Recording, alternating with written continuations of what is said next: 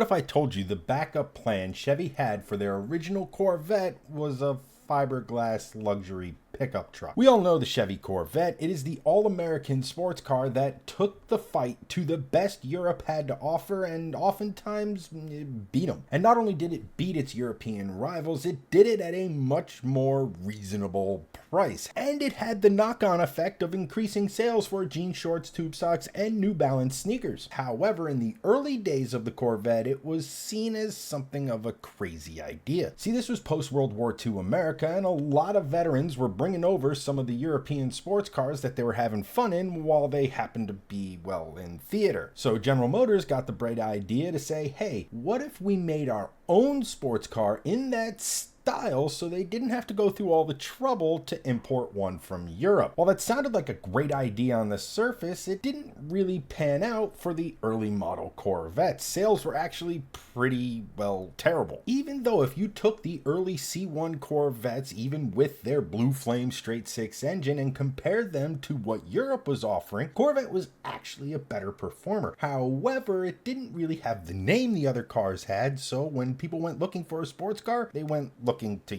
Europe. Notice at this point, you absolutely have to remember, back in the 50s, when it came to building car bodies, well, most of the time, if not all of the time, it was made out of steel. However, the Corvette, well, it famously used fiberglass. Now, this was a pretty new technology, especially for an OEM mass producing a car, so Chevy actually had to go and make a special factory to make the fiberglass bodies. And remember, the Corvette was a fairly large risk for Chevrolet to take, especially going down this new sports car avenue. So what happens if the Corvette that uses a fiberglass body fails and now you have this fiberglass shop that makes body panels? What are you going to do? Well, naturally, the obvious answer is to, well, make a smooth bed pickup truck with the fiberglass meant for a sports car. See, you have to remember a few things about pickup trucks back in the 1950s. Number one, they were not the sales phenomenon that they are now. They were pretty much workhorses meant to do a job without much in the way of creature comforts. And the second thing is most were what we would call a step-side pickup truck, as you can see in the picture above me. However, Chevrolet had this harebrained idea that they were going to take fiberglass that was originally meant to go on Corvettes and make a body panel that covered up the step-side look to make a smoother looking